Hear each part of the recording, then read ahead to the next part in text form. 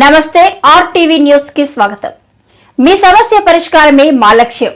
మీ సమస్యలను వాట్సాప్ చేయండి చాలు. 9492726238. మా వార్తలు మీకు నచ్చినట్లయితే లైక్ చేయండి, షేర్ చేయండి, సబ్స్క్రైబ్ చేయడం మాత్రం మర్చిపోకండి.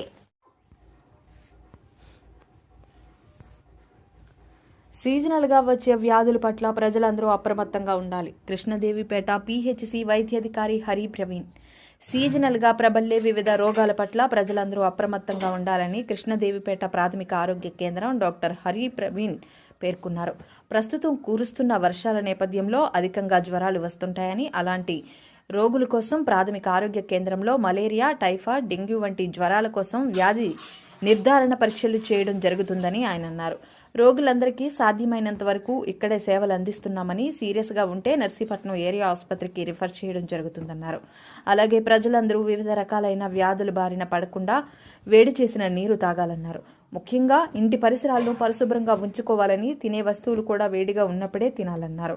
ఈ కార్యక్రమంలో ప్రాథమిక ఆరోగ్య కేంద్ర మహిళా వైద్యాధికారి గాయత్రి పాల్గొన్నారు.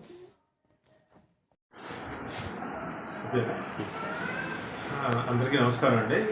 నేను డాక్టర్ హరి ప్రవీణ్ మాట్లాడుతున్నాను. నేను పిహెచ్సి కేడిపేటలో వైద్యాధికారి కింద పనిచేస్తున్నాను. ఇప్పుడు మనకి క్లైమేట్ కండిషన్స్ వల్ల చాలా వరకు గ్రామస్తులకి ఇటు రూరల్ సైడ్ కానీ అటు గిరిజన ప్రాంతాల్లో కానీ చాలామందికి జ్వరాలు అనేది అందరూ ఇబ్బంది పడుతున్నారు. సో ఈ జ్వరాలు ఎక్కువ శాతం ఫ్లూకి సంబంధించినవి. అంటే ఎక్కువ శాతం ఈ వర్షాకాలం మొన్నంతా ఎక్కువ వర్షాలు పడడం వల్ల గ్రామస్తులందరూ ఈ ఫ్లూ వ్యాధికి బాగా గురయ్యి ఎక్కువ మంది జ్వరాలతోని, ఒళ్ళు నొప్పులతోని, తర్వాత వాంతులతోని, విరోచనాలతో ఇబ్బంది పడుతున్నారు. సో ఈ సందర్భంగా నేను గ్రామస్తులందరికీ ఒకటే చెప్పేది ఏంటంటే, ఈ వర్షాకాలంలో తీసుకోవాల్సిన జాగ్రత్తలు మాత్రం తప్పకుండా సరే తీసుకోవాలి. ఎలాంటివంటే ఇప్పుడు నీళ్ళవి మరగబెట్టి తాగడం, తర్వాత ఇంటి చుట్టుపక్కలంతా శుభ్రంగా ఉంచుకోవడం, తర్వాత చేతులు కానీ, తర్వాత బట్టలు కానీ ఇలాంటివన్నీ శుభ్రంగా ఉంచుకోవడం, వాళ్ళు తినే వస్తువుల మీద అన్నిటి మీద కప్పుకొని లేకపోతే గిన్నెలు ఏమైనా ఉంచి ఈగలా వాడకుండా చూసుకోవడం. ఎందుకంటే ఇవన్నీ చేసుకోకపోతే మనకి ఈ వర్షాకాలంలో వచ్చే వ్యాధులు ఇంకా ఎక్కువ తీవ్రమయ్యి అటు గిరిజన ప్రాంతంలో కానీ ఇటు రూరల్ సైడ్ కానీ చాలా వరకు ఇబ్బంది పడతారు. సో మా కేడిపేట పిహెచ్సిలో అన్ని విధాల రక్త పరీక్షలు జరుగుతున్నాయి. అటు టైఫాయిడ్కి కానీ, మలేరియాకి కానీ, డెంగ్యూకి కానీ అన్ని రకాలు రక్త పరీక్షలు జరుగుతున్నాయి.